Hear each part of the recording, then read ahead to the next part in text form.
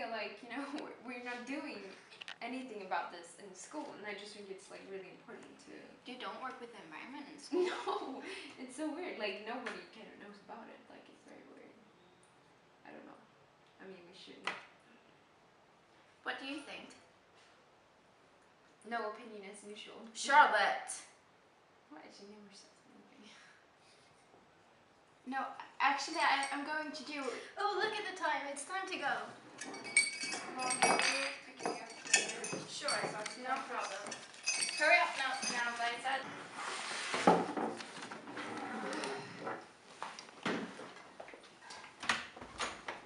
Bye.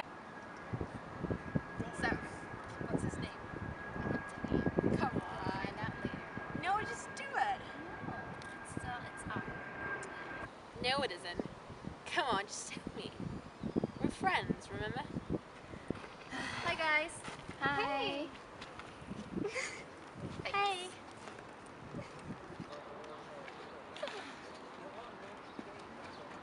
So, I heard something about a new boy.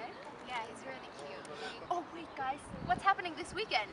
Oh, my parents might go away, so I was thinking we could have a party in my house. Wait, yeah, sure. Yeah. Yeah. Yeah. But who are you going to?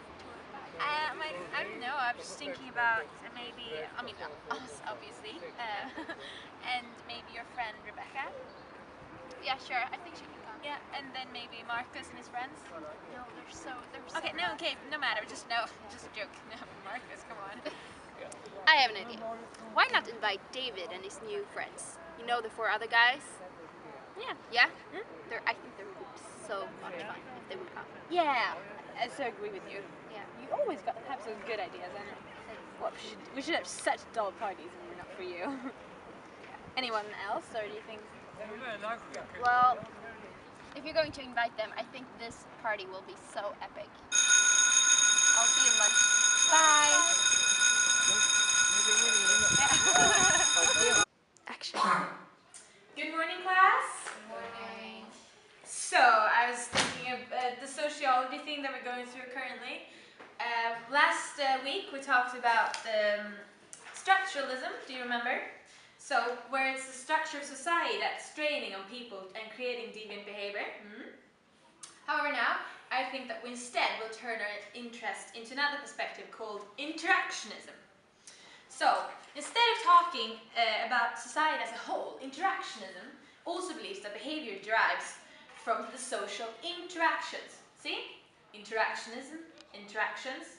Get it?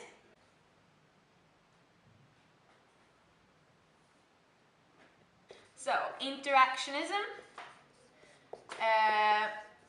an important guy to remember, Becker, in the 1960s,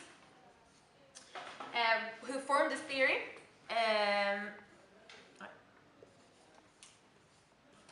And so basically, this theory says that behavior is defined not by society, but by the people around us, and the relationship we have with these people. I want to give an example by looking at the labeling theories, which is one of the things that comes into interactionism, and it was Becker who founded this labeling theory. Does anyone know or guess what labeling theory is about? Anyone?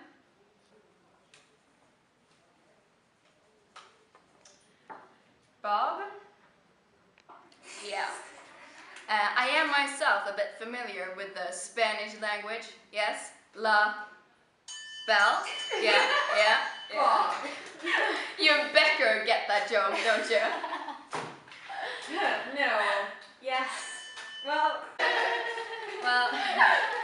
no, Bob. You can get lost in the name. Perhaps not in the language direction, but rather if you look at the thing, labels. So labeling theory is about how people around you label you, often based on very generalizations or prejudice, or one-time experience, which this defines your behavior because these labels shape you into becoming the way this label describes you. So, next question. Can anyone think about an example of this? Well, if you think, for example, about the different perspectives that exist, well, no, I still just don't get it. If it's not Spanish, is it French? Le pig. No? No?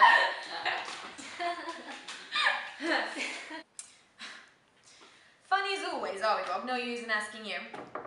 Come on, class. Is it too early in the morning for you? First come, first serve. Come on, come on, come on. Give me something. Okay, think of this. If an immigrant walks into a store and immediately the guards start to circle around him because the guards believe that this immigrant is up to some mischief, according to this interactionist perspective, this immigrant, a labeling theory, this immigrant might actually do some mischief because of this, because he's already judged and he's already put in his label that he will. He might be a perfectly honest guy from the beginning, but just because these guards label him as a criminal, he then becomes one. He conforms to his label. Any questions about that? Yes? So you mean that our behavior is defined by other people's perception of you, which then pressures you into a role? That sounds crazy.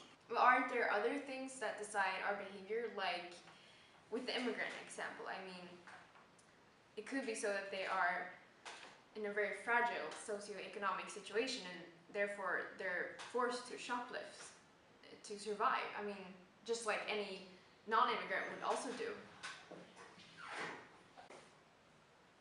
Yes, of course there are other factors that play into our behavior.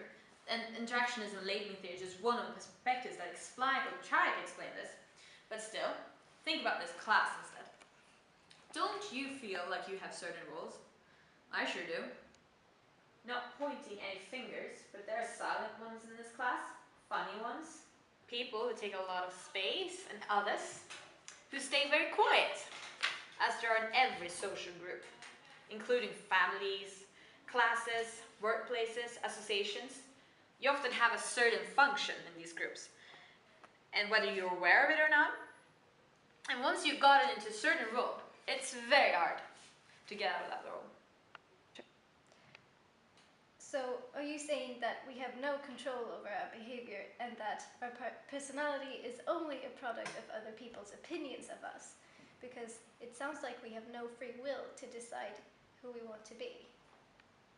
I'm not saying that this theory explains everything, and it's important to distinguish that this theory only talks about when you're in a group and that pressure that group has on you when you're in that group. As you change social groups, so could your behavior, so could your role in that group. And it's very common that people have different roles in different groups, depending on what kind of people there are around them, what kind of relationship they have with these kind of people. And I'm also not saying that it's impossible, completely impossible, to change personality or break out of these roles of this that you have gotten, but it's just hard. It demands a lot of character.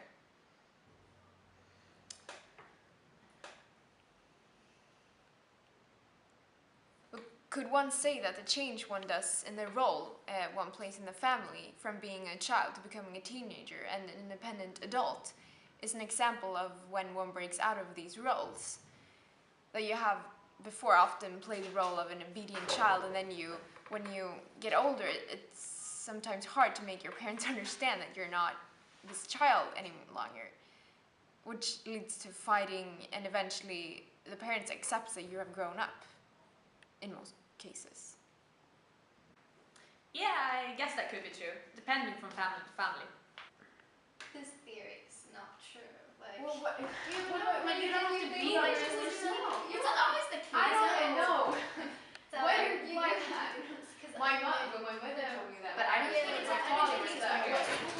Oh, this is bullshit, okay?